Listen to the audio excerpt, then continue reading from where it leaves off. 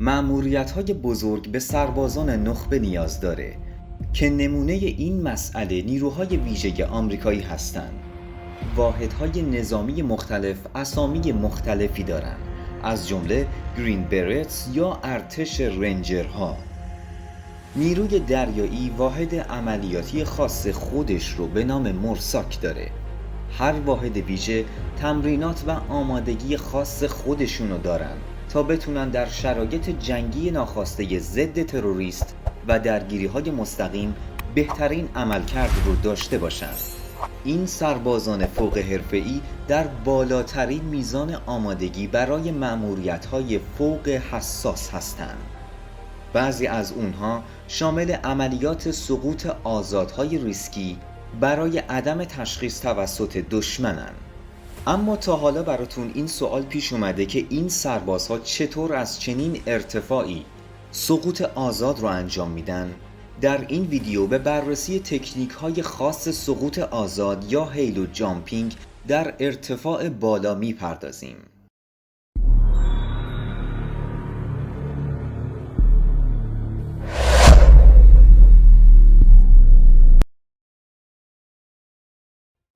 قبل از سقوط آزاد، سربازها پرش عادی رو بارها تمرین میکنن. در پایگاه هوافضای کانسن که در کره جنوبی قرار داره، سربازها سوار بر هواپیما تا ارتفاع 1 کیلومتری یا 4.5 کیلومتری بالاتر از سطح زمین پرواز میکنن و به محض رسیدن به ارتفاع مشخص میپرن. از این لحظه به بعد وارد مرحله سقوط آزاد یا فری فال پورشن میشن و به سرعتی بالغ بر 432 کیلومتر بر ساعت میرسن و سپس حس بی همتای بی وزنی رو تجربه میکنن.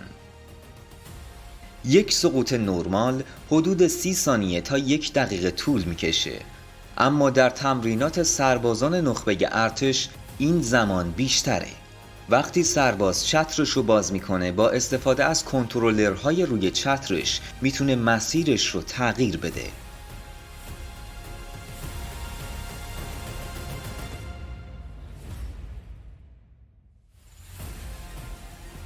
هر چقدر به سطح زمین نزدیکتر میشن، با کمتر کردن سرعتشون شرایط رو برای فرود هموار میکنن. اما خب باید این رو هم بهتون بگم که فقط از هواپیما برای این کار استفاده نمیشه. تجربه پرش از هلیکوپتر بسیار چالش برانگیزتر و خطرناکتره. پرش از فاصله نزدیک با پره‌های چرخان هلیکوپتر میتونه بسیار ترسناک باشه. حین پرش هیچ کس از پره‌ها و بالهای هلیکوپتر که با سرعت بسیار زیادی دور خودشون میچرخن در امان نیست. پره‌های هلیکوپتر با به هم زدن جریان هوای اطراف نوعی چرخش رو در اطراف بالگرد ایجاد میکنن.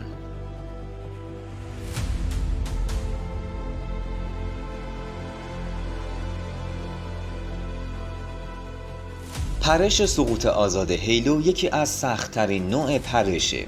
به قدری برای پرش ارتفاع میگیرن که هوا خیلی رقیقه و دما بسیار کمه.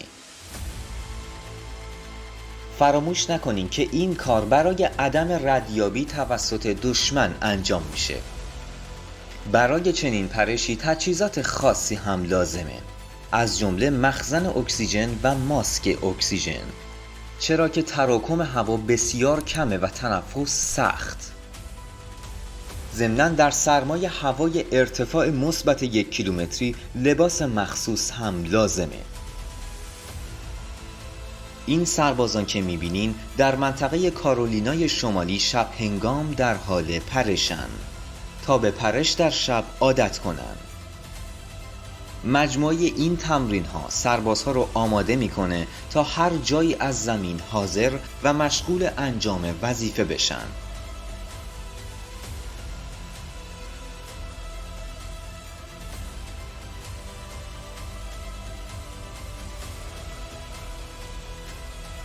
دوره تمرین این سربازان پرنده حتی شامل دمای زیر صفر و یخبندان هم میشه.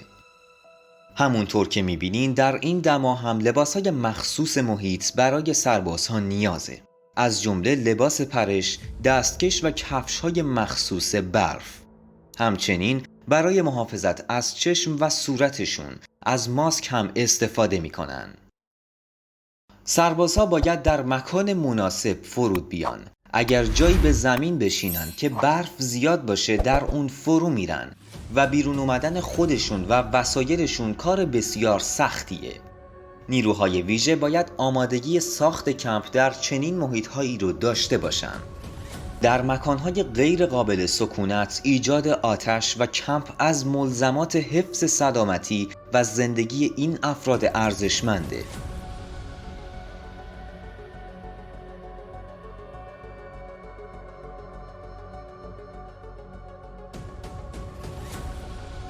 اما در این میان بذارین یک مورد رکورد گینس رو هم بهتون اطلاع بدم. در سال 1960 سرباز نیروی هوایی آمریکا جوزف کیتینگر رکورد سقوط آزاد با چتر از ارتفاع رو به نام خودش ثبت کرد. اون از ارتفاع 19 کیلومتری پرید. این پرش با یک بالون هلیومی که تقریباً در نزدیکی جو زمین بود انجام شد. چنین سقوط آزاد قهرمانانه ای 13 دقیقه طول کشید تا به اتمام برسه. در طول پرش سرعت اون به 2200 کیلومتر بر ساعت می رسید. همچنین در ارتفاع 19 کیلومتری دما به منفی 70 درجه می رسید. البته این رکورد 52 سال دوام آورد و در سال 2012 توسط فیلیکس بامگارتنر با پرش از ارتفاع 129 کیلومتری شکسته شد. همچنین جوزف کیتینگر صندلی خروج اضطراری رو هم برای اولین بار تست کرد. این آزمایش در سطح زمین انجام شد، اما نهایتاً در هوا و برای صندلی خروج اضطراری خلبانان جت‌های جنگنده هم باید آزمایش می‌شد. خلبانان داوطلب برای این کار میتونستن ثبت نام کنن که تمامی این مراحل راهی برای پیشرفت در آینده صنعت هوایی بود. از آزمایش و تمرین سربازان و تبدیلشون به سربازانی نخبه برای خدمت به کشور تا دوام آوردن در شرایط نامطلوب پس از فرود، همه از وظایف یک سرباز ماهر و زبده هستش. من امیرم و اینجا کانال GX شو. اگه از این ویدیو خوشتون اومد لایک و سابسکرایب یادتون نره.